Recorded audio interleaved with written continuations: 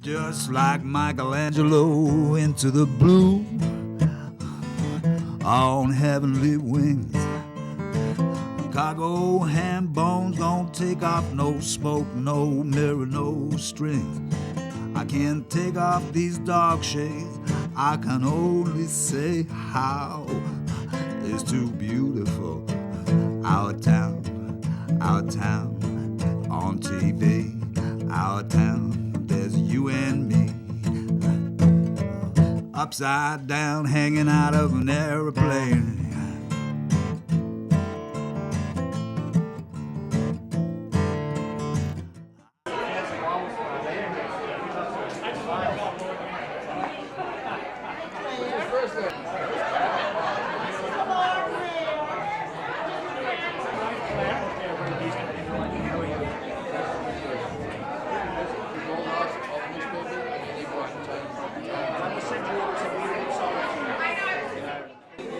Hi, my name is John Halligan, Councillor John Halligan, Lord Mayor Halligan of Waterford City. Welcome to our town. Well, I want to start off first by welcoming everybody coming here, participate in this, and to give a formal welcome to our special guest here, the Lord Mayor of Waterford. It is definitely a pleasure to have you among us. To visit and to share and exchange information. I have to give great credit to Rosie for setting this up, for what Rosie has contributed to our community, and I think I'll have to start saying she is the crystal from Waterford that is Amesbury's.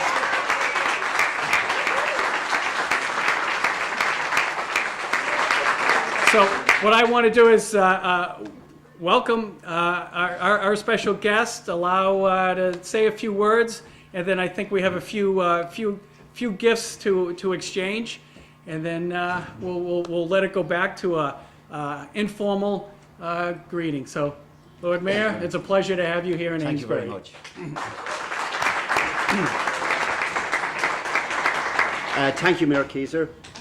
Ladies and gentlemen, I'm delighted to be here representing Waterford City Council.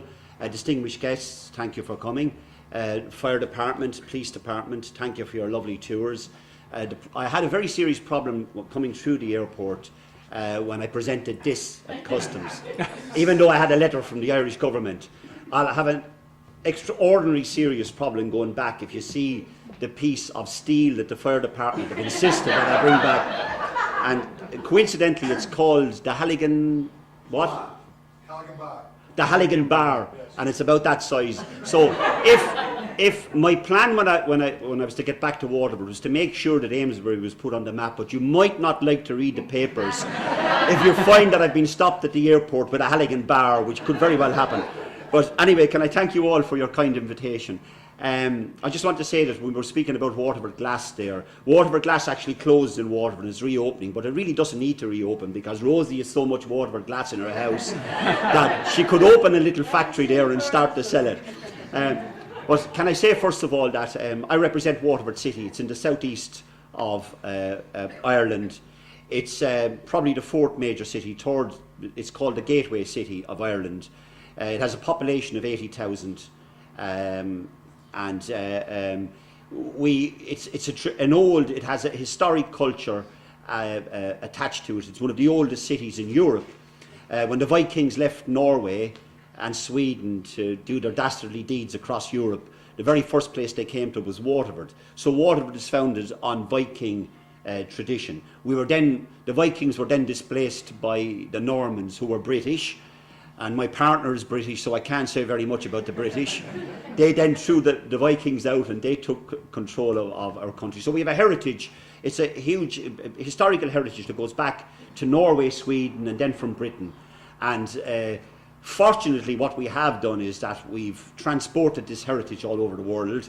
And normally when we go on holidays, we try and avoid an Irish pub. We like to go to the Greek islands, and we like to go to various countries and taste different food and soak up their culture. But when we came to Boston, it was impossible to go to a pub without it being an Irish pub. So, so all of the Irish, a huge proportion of the Irish, the likes of Rose and my other cousin, Aunt May is here, have transported themselves to America. But anyway, can I say that Waterford is now a thriving city.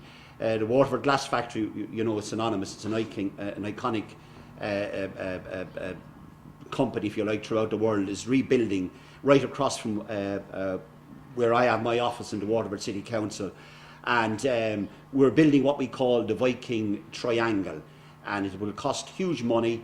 It'll be the only one of its type in the whole of Europe, where there will be 3 particular museums. And there, a few months ago, we had, I entertained ambassadors from Sweden, Norway and Denmark, the Norse countries as they're called, the Nordic countries.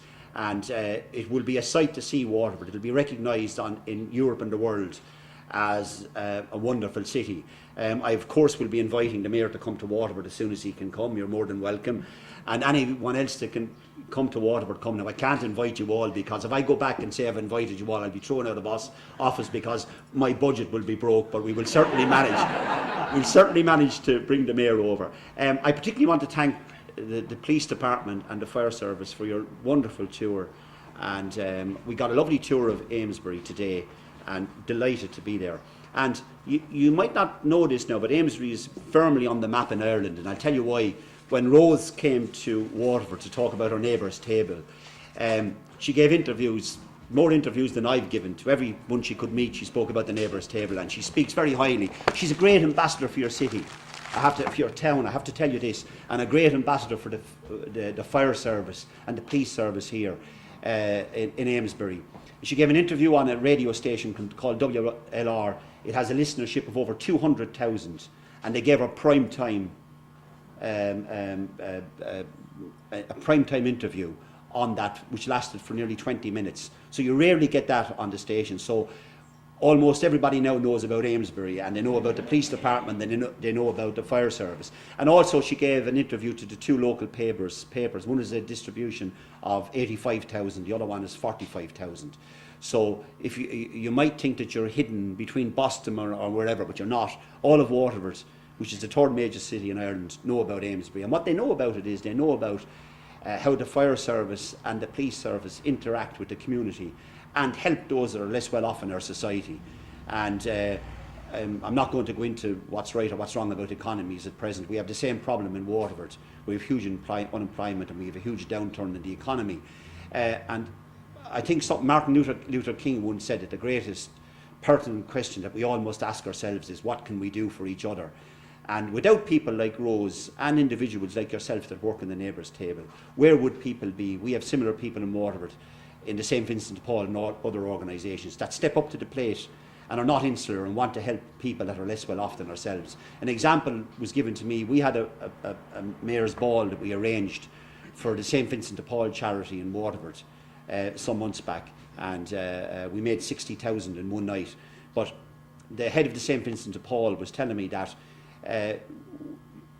they were now dealing with so many different people from different backgrounds. And one example she gave me was a business person who was a great benefactor to the St. Vincent de Paul, that was given regular donations of up to €10,000 a year unsolicited, had to have his gas bill paid by the St. Vincent de Paul. That's how chronic a situation can become. And I make the point, irrespective as to how well each of us might think we are, that there are people less well off than we are, and our circumstances can change. We can step outside that door and our circumstances can change in 5 minutes. So we can't be past remarkable on people. We don't know what's going to happen. And I think that it's a wonderful achievement here for your town to see that you do look after people that are less well off than yourselves. And you do it with a combination of factors. You do it with organisations like the police and the fire department and the wonderful people that do the voluntary work, and with the mayor here. And I think that's a lesson to all of us, and I will certainly take that back to Waterford, because we have very severe problems in Waterford. Having said that, as I say, the city is growing and developing. So I want to, normally when a mayor comes and visits a city, I've been to Boston, I'm going to Rochester tomorrow, then to New York, that we come on behalf of the Irish government and you come on behalf of the Waterford City Council in its entirety. And there are many parties represented on the Waterford City Council, government parties and opposition parties, left-wing parties, right-wing parties and so on. But what they all have in common is when the mayor goes to a city, you represent all of the views of the city and the people of Waterford City. So I want to give a message to you on behalf of the 75, 80,000 people in Waterford City. I'm delighted, and it's a great honour for me to be here in Amesbury. I got a tour of your town today and it was beautiful. So I'll have to stop talking. I'm beginning to sound like a politician now. So, can I say once more, thank you very much for the kindness you've shown Elaine and myself. And if at any stage any of you decide to come to Waterford, make sure you call in and see us. You're all very welcome, and if you need to be put up, we'll do that for you. Thank you very much.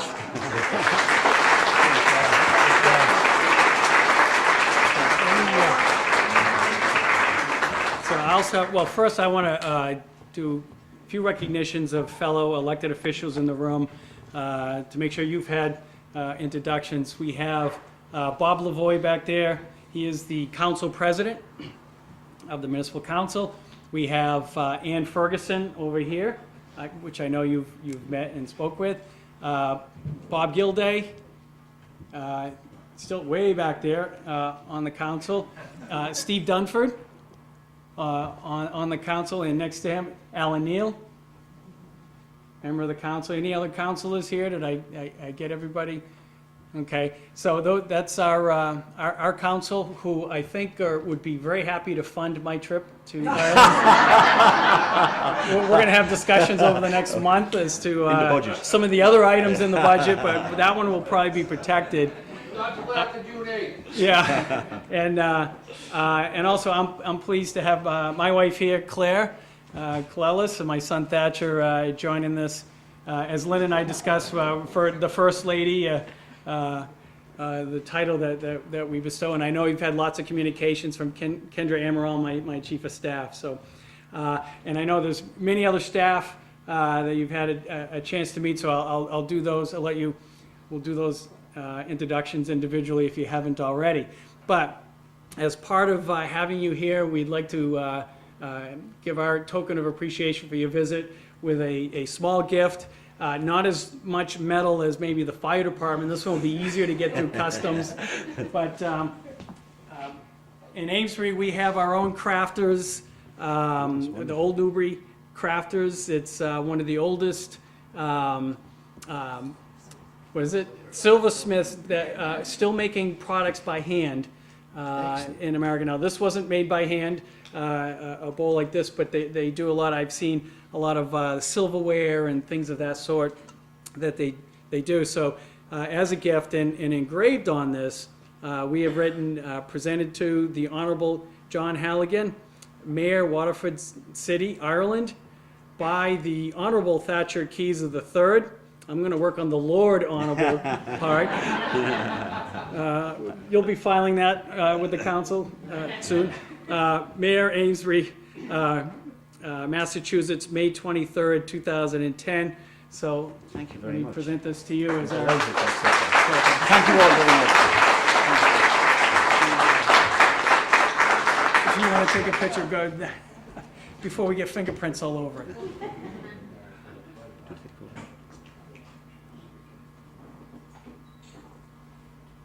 There we go. And then also, we don't have a tradition of what's this called, the mayoral chain. The mayoral chain, but we do have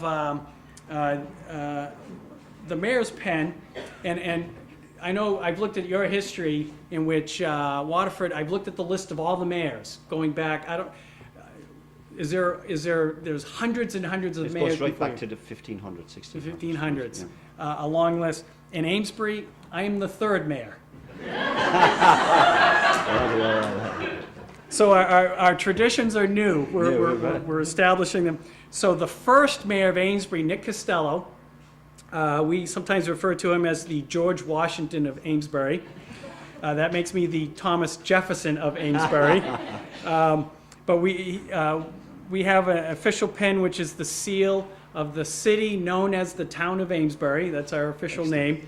And I wear this pen whenever I'm on any official duties.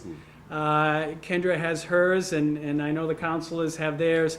We wear this pin proudly. As much as you've said, when we go out and about, we're representing our city, our community of 20,000, nearly 20,000 people. So we wear this proudly, and I'm pleased to have you share that with us. I'm delighted. Thank you. And I'm also Lynn, yourself also for coming along. So thank you. Now it's my turn. Your turn. I spoke to you earlier on about Waterford Crystal, and it did close for a period of time, but is reopening in the 22nd of June. I myself will be opening it. And this is one of the last pieces they cut. They cut 14 pieces for the Waterford City Council. And as you can see, the Waterford crest is on it. So it's a unique piece, and I'm delighted to present this to you on behalf of the Waterford City Council. Thank you very much.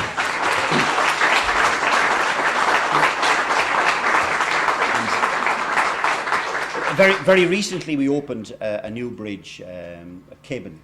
It's one of the biggest in Ireland, and so the council has adopted. This is the council emblem. It's a symbol of the bridge. So you'll be one of the first to get it, because the bridge, I opened the bridge about 6 months ago. So these have only been kind of printed and so on. So it's a copy of the Bridge of Waterford. So there you are. Thank you very much. And the traditional tie. Just the Traditional tie. If you're short to tie in any stage, so it's the colour of our city blue, okay? All right. Thank you very much. You're welcome. Thank you. With that, we have all right. We have more from our chief. Very brief. Gagnon. It's really truly an honor to have such a distinguished visitor to our wonderful town. And we had the pleasure of having the Lord Mayor visit our police station earlier, and he was impressed at why we had so many officers there to greet him. And I told him that wasn't the reason. The reason we were there with all the officers to make sure he didn't take Rosie back with him. So she's under armed guard. But we do appreciate his visit, and we certainly appreciate everything Rosie has done for us. I think we probably got too much credit in Ireland for what we do for police and fire, although we do a lot of good things. But that's really because of Rosie. She inspires us, and when she asks you to take part in something, there's two answers. It's yes, I can do it, or yes, I can do it. So there is no. One little treat we have, one of our retired police officers from Amesbury, versatile we are, Sergeant Dan Cleary would like to sing a quick Irish song for the Lord Mayor. And Dan?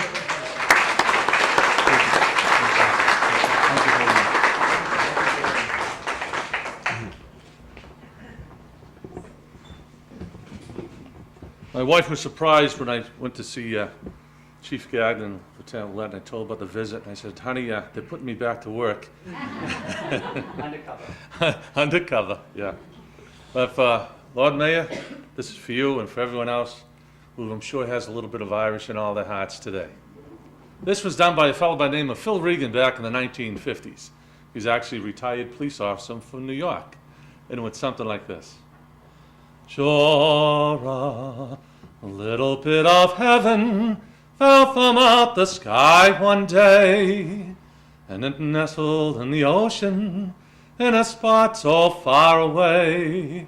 And when the angels found it, sure it looked so sweet and fair, they said, suppose we leave it, for it looks so peaceful there.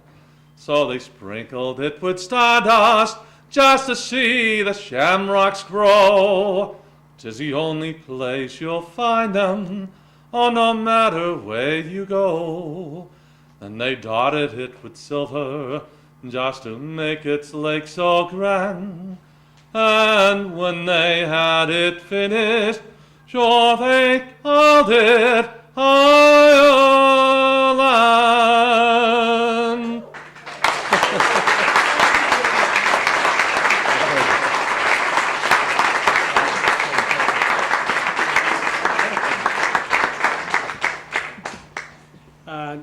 Thank you, Dan, for that treat.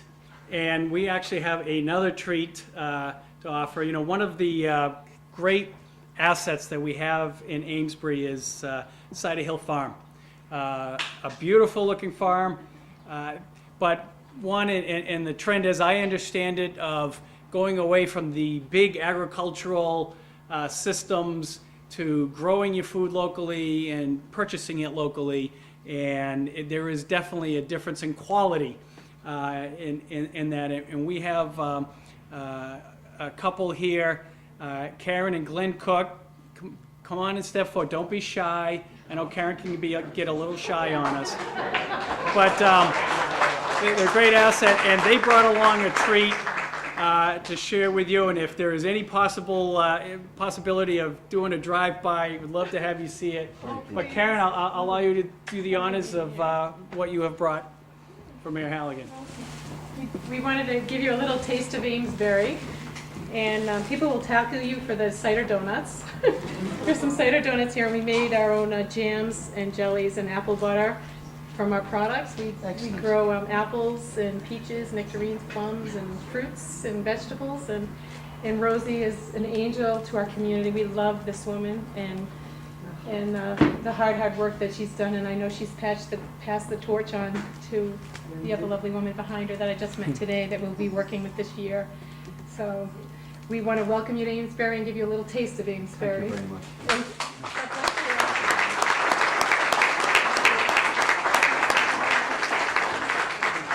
We both have a little Irish flavor too. On the other side. Murphy, O'Brien, and O'Donnell. That's definitely Irish. That's definitely Irish. Now, as far as I can tell, and tell me otherwise, I think that concludes the formal part of our ceremony here, and welcome everyone to come up and have an opportunity to meet both Mayor Halligan, his partner Lynn, and we'll take advantage of this time to share with you the folks of Amesbury that make this community so wonderful. So again, thank you. Thank you again.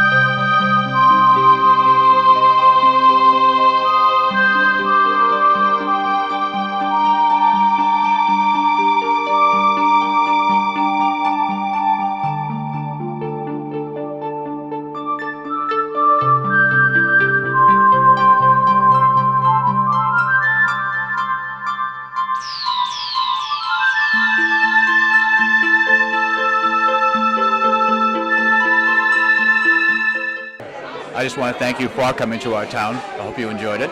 Delighted to be here, and thank you for your kind invitation, and I really enjoyed it. Thank you, sir. Just like Michelangelo into the blue on heavenly wings. Cargo ham bones don't take off, no smoke, no mirror, no strings. I can't take off these dark shades. I can only say how it's too beautiful. Our town on TV. Our town, there's you and me. Upside down, hanging out of an airplane.